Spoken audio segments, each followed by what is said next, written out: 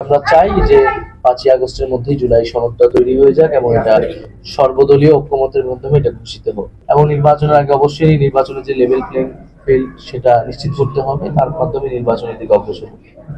সরকারের পক্ষ থেকে জুলাই সনদের একটা খসড়া সবগুলো রাজনৈতিক দলকে দেওয়ার কথা বলা হয়েছে। আর ঘোষণাপত্রের বিষয়টা আগে আলোচনা হয়েছে, সেটাও একটা প্রক্রিয়াধীন আছে।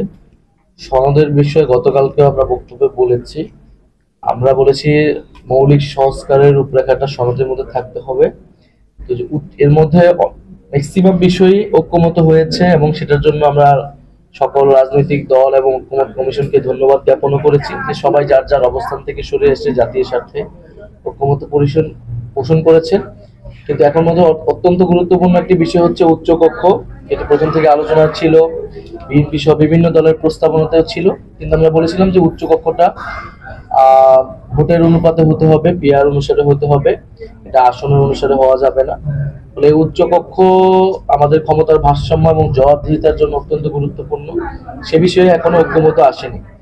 সে বিষয়ে ঐক্যমত না আসলে এই জুলাই সনদ স্বাক্ষরিত হবে কিনা সেটা নিয়ে আমাদের সন্দেহ আছে।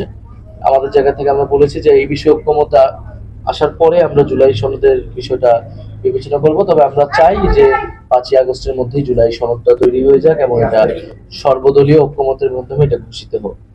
দ্বিতীয়ত নেত্রকোনায় যেটা বলেছেন যে সেখানে প্রতিবাদ জানানোর যে কারো অধিকার রয়েছে, আবার আমাদেরও অধিকার রয়েছে যে কোনো বিষয়ে যে কারো বিষয়ে যৌক্তিকভাবে কথা বলা।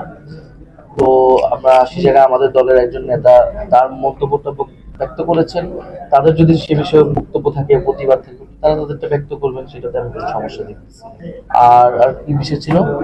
বর্তমান উপদেষ্টা মণ্ডলীতে অনেকে আছেন যারা অযোগ্য মনে করা হয়।